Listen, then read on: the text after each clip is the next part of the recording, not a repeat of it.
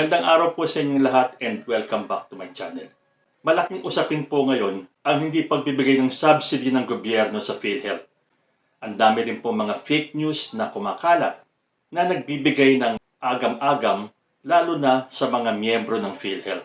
Totoo ba na magsasara ito? Dapat ba tayong maniwala sa mga fake news na pinapakalat lalo na ng mga DDS? Para po mawala ang agam-agam natin, pakinggan po natin mismo si President Bongbong Marcos kung ano ang paliwanag niya tungkol po dito sa PhilHealth issue. Pakinggan po natin siya. PhilHealth has a 500 billion reserve, and the cost of to provide their services in 1 year is less than 100 billion. So their budget actually for expenditure is in the 260 billion. It is in 100 and plus billion. So meron pa ring reserve. That's why I know na naabala ang tao because bakit natin binawasan? Dahil ang katotohanan diyan ay kung tignan ninyo, kaya binawi ng Department of Finance yung ilang reserve na naman doon na naiwan dahil hindi nagamit yun ng ilang taon.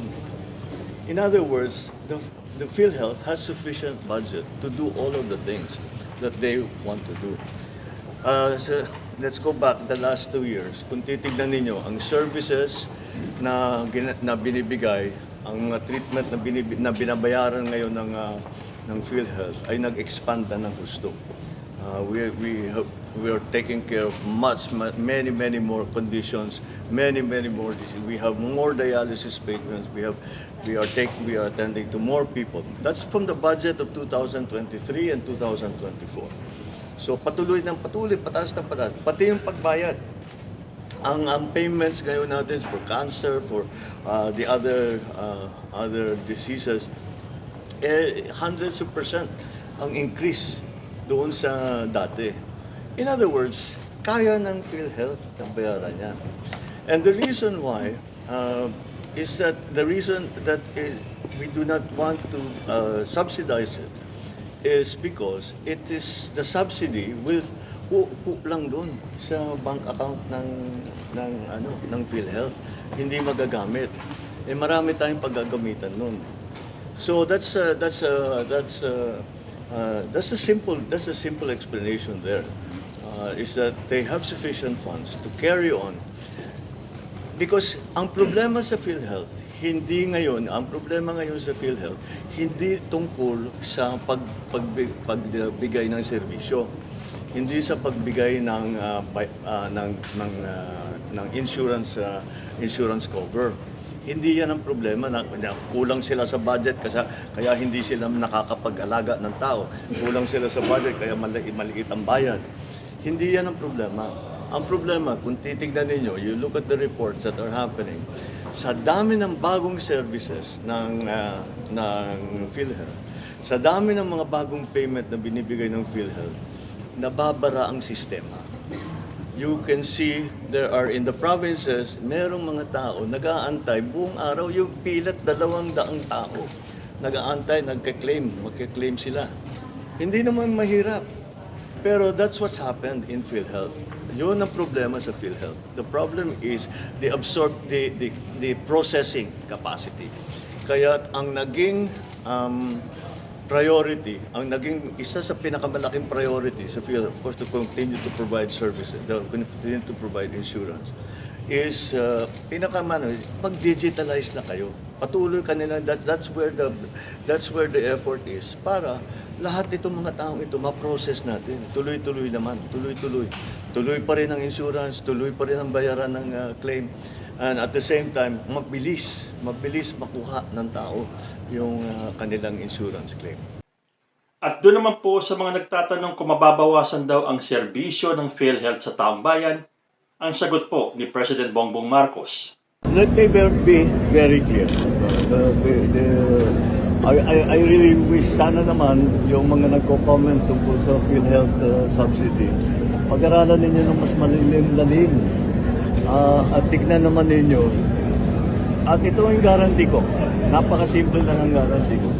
Kahit may subsidy, kahit walang subsidy, kahit anong contribution, all of these issues, hindi mababawasan ang serbisyo ng PhilHealth. I would like to just assure everybody, huwag niyong inaalala na mababawasan ang serbisyo kahit na kanino, para sa senior, para sa mga hirap, para sa middle class. Walang mababawasan kahit isang pusing. Quite the opposite. Dadagdagan natin yan in 2025. At doon po sa mga hindi makaintindi kahit na nagpaliwanag ng ating presidente or simply ayaw lang nilang intindihin, pakinggan naman po natin ang explanation ng isang dating DDS vloggers na si Jam Magno. Sana bago kayo mag-react at sana ipalabas ninyo na parang kawawang-kawawa ang lahat ng Pilipino dahil sa ginawa ng PhilHealth, inintindi niyo po muna ang proseso ng gobyerno at ang katotohanan dito. Hindi po budget ang tinanggal sa PhilHealth, guys, ha? Subsidy po mula sa gobyerno. Ang budget po at subsidy ay dalawang magkaibang konsepto. Bakit naman bibigyan ng subsidy ng gobyerno ang PhilHealth kung may 600 billion pa itong nakareserba na pondo na hawak-hawak nila? Ulitin ko ha, hindi kawawa ang PhilHealth dahil tinanggalan sila ng subsidy kasi may 600 billion pa silang hindi nagagamit na pondo. Sa hindi po nakakaalam, ang PhilHealth po ay hindi po siya nag-spend according sa agency, kundi nag-underspend po siya. Kaya nga po, hindi kayo masaya sa serbisyo na binibigay ng PhilHealth po sa inyo. Kasalanan po ito ng PhilHealth, hindi po ng gobyerno in general. Ang PhilHealth po ay question, bakit sa dami-dami ng pera nila, 'di ba? Ang laki pa rin ng contribution at hindi pa rin nagbabago ang pagkaltas at sistema ng pagkaltas sa mga nangangailangan dito. Bago rin po kayong magalit, sana po isipin din po ninyo na ang medical assistance po sa mga bills ninyo sa ospital, hindi lamang po PhilHealth ang makakatulong. Meron po tayong mai-program ng DOH at of course the medical assistance galing po yan sa DSWD. Hindi rin po totoo na ang tinanggal na subsidy mula sa PhilHealth ay nilipat po sa ibang ayuda programs. Fake news po yan. Hindi po yan totoo. Hindi rin po totoo na magsasarado ang PhilHealth na kakawawain ang sambayan ng Pilipino. Hindi po yan totoo. Ang gusto lamang po ng kamera, kasama po ang Senado, ay ayusin po ng PhilHealth ang sistema po nila. Question po ang PhilHealth, bakit po ang taas pa rin ng kanilang mga contribution na hinihingi mula sa pangkaraniwang mga tao at hindi po nag-iiba yung pagkakaltas. Kasi 'di ba nagrereklamo kayo na ito po yung sakit namin, ito lang po yung kinaltas. Kasalanan po ito at dapat po itong sagutin ng PhilHealth.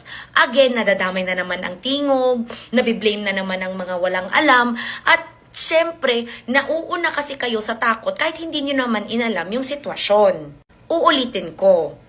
Ang PhilHealth po ay hindi ho kawawa. Ang atin pong premier insurance provider po sa Pilipinas, which is PhilHealth, may 600 billion po. Kaya po napag-isipan ng bicameral committee na hindi sila bigyan ng additional subsidy.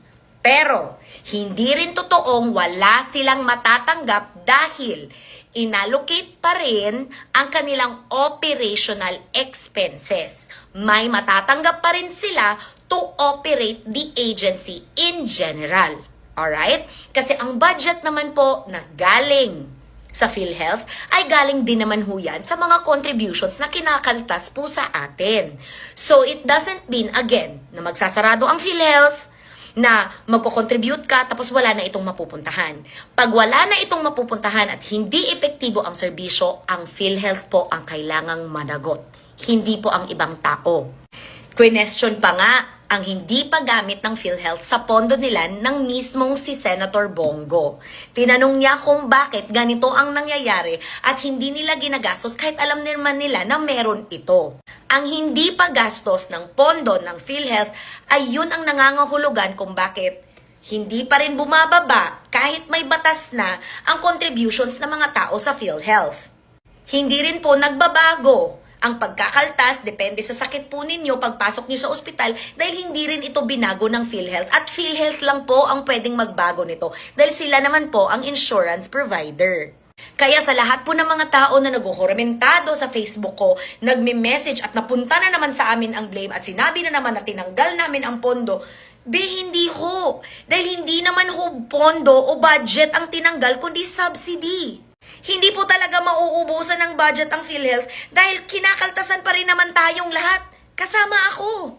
Kasi kahit man volunteer ako, I still pay yung kailangan kong bayaran to keep my PhilHealth alive kasi may beneficiary ako, which is Tony.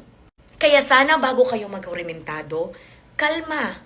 Intindihin muna ang proseso ng gobyerno.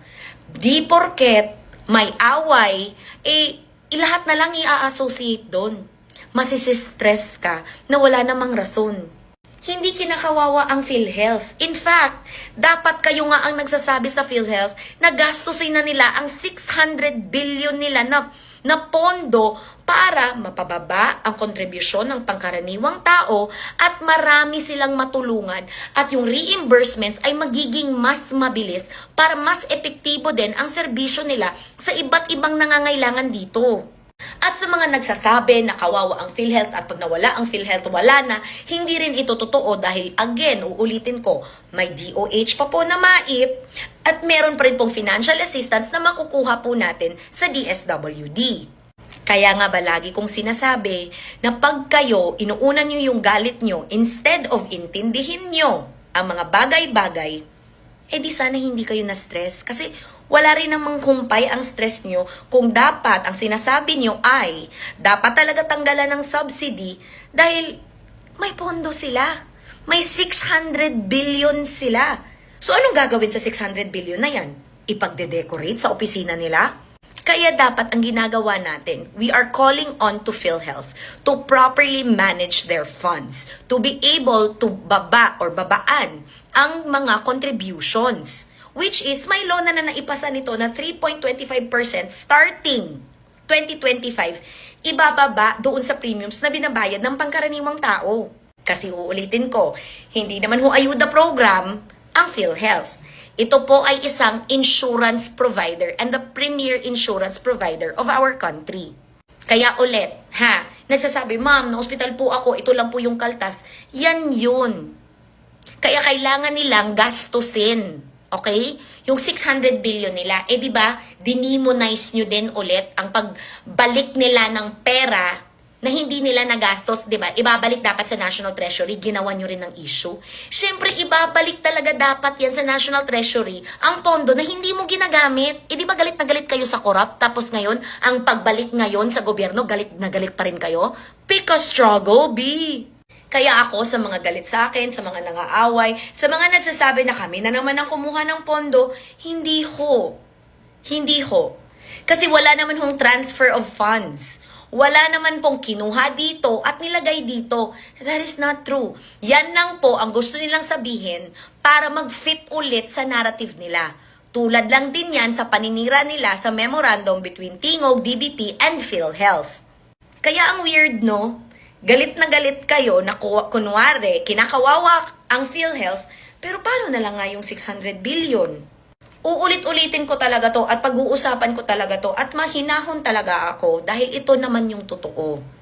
Magalit kayo, mag-worry kayo kung totoo talagang tinanggalan at hindi na talaga magfa-function. Kaso, they are just being encouraged to fix their system. They are being investigated dahil despite how much they have, they still choose to charge premium. They are hoarding money. The government is losing money because of inflation dahil hindi nila ginagamit ang pondo nila. Kaya sana maliwanag ito because I am explaining it as slowly as possible and in Tagalog para mas marami ang mas makakaintindi.